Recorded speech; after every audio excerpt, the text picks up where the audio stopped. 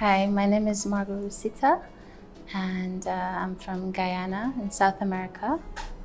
Do I need to mention my age? I'm 40 years old, and I'm a mom.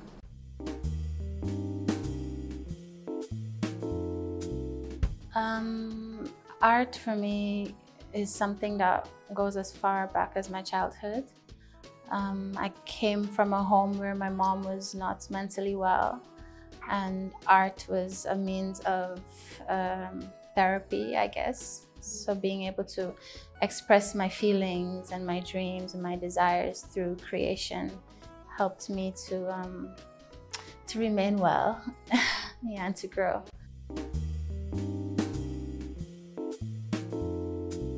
Absolutely, absolutely. From my childhood, you know, when my mom would take like big sheets of paper and put them on the wall so that I could color and write and draw and do whatever I wanted. It helped me in those days when things were not so good.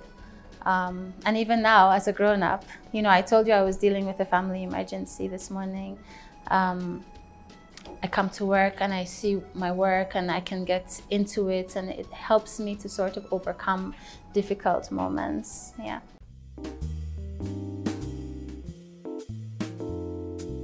My brand was created in Guyana, which is where I'm from. So 22 years ago, before I even knew about Burundi, I created Margaux Wong, which is my name given by my parents.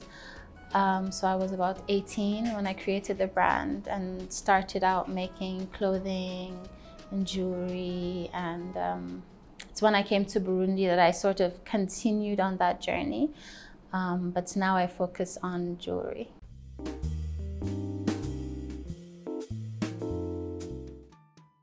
I have a lot of friends who feel that way also. Very, very talented photographers, models, designer friends who live here, and they feel that they need to leave Burundi before they can become successful. And I always tell them that this is where I became successful. And for me, it's not about where you are, it's about how you use what you have, you know. So if you're able to do that in a place where the resources are very little, when you go to a place where there are lots of resources, you're going to flourish and do extremely well. So I think it's important to start where you are and use what you have. And what we use is cow horn that's thrown away after the cows are taken for meat. So it means that we're literally using things that can be found anywhere in this country.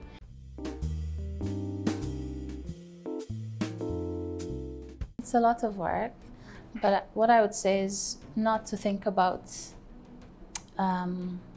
everything that it entails. For me, beginning with the vision and the dream, even if it's a silly dream, even if it's something that you think people will laugh at.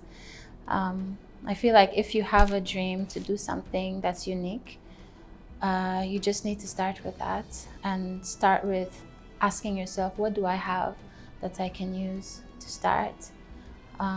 And then as you grow and as you begin to practice your art or whatever it is that you're doing, your craft, you find that you grow and you attract people. So the people you attract now can begin to invest in you, not necessarily financially, but as a mentor, as fans, as clients. And you learn from these people. And as you gain confidence, you begin to grow more and more. And now in the day of social media, it's much, much easier to be in your bedroom, to start your little business in your bedroom and access millions of people all over the world. It's so, so easy now. So using what we have is so, so important.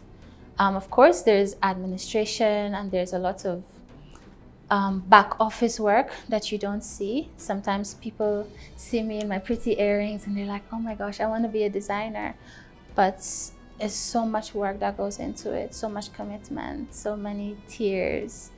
But also there's a lot of joy that comes out of it if you persevere. So you can't quit, you have to keep going. And when things are difficult, you keep going and going and going until you accomplish your goals.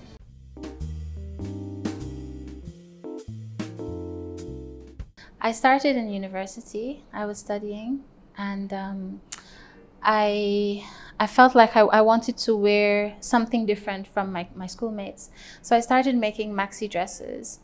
And at that time, I'd already known how to do textile designs. So I would do my tie-dyes or hand painting or whatever. And back then, yes, a piece of fabric for a dress for me would have been like $5. So my mom had a sewing machine already. I just bought the fabric, made one dress, wore it to school, and then someone was like, "Where did you get your dress?" I made it. "Oh, can I have it? Can I buy it from you?" And I remember I sold that dress for $50. And that's basically how I started my business.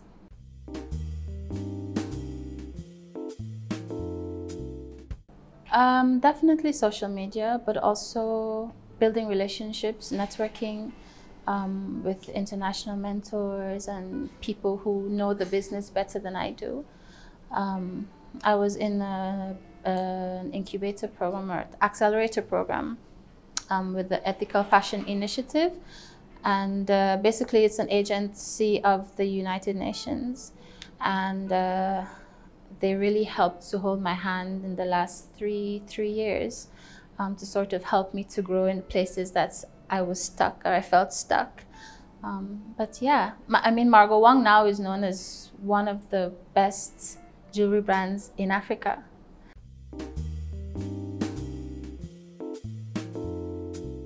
I'm still pretty much the brain of the business. I have my team, like Anais. I have my atelier, we have artisans that we work with, we have an accountant. There are different people that I couldn't do this business without.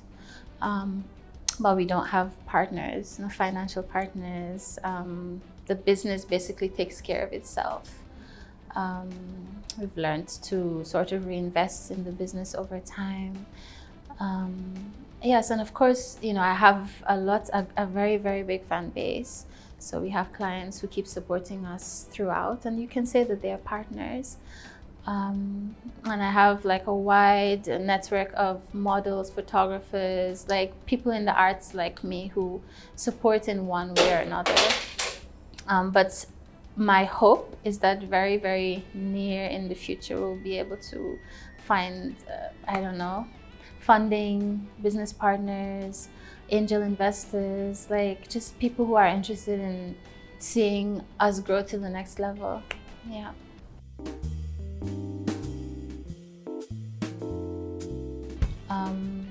Because we're in Burundi, we don't have access to payment gateways, so they can't pay directly from on the website. But if they contact me via the website, then we can put the order through. Yeah, and that's one of the challenges of doing business in Burundi. This is our store. We've chosen to focus on it. Yeah.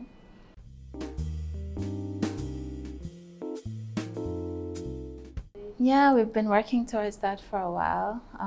Last year we were at Portugal and Paris Fashion Weeks.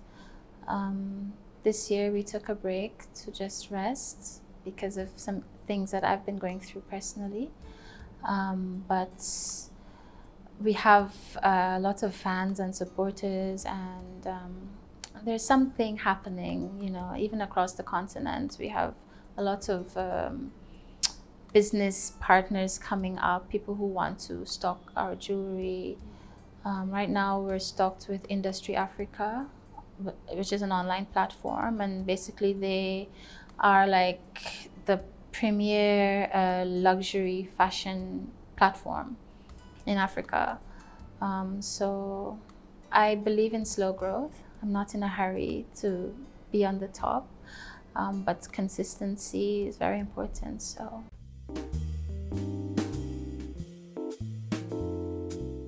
Yes, so I have a 15-year-old daughter, and she's currently in the process of designing her first collection.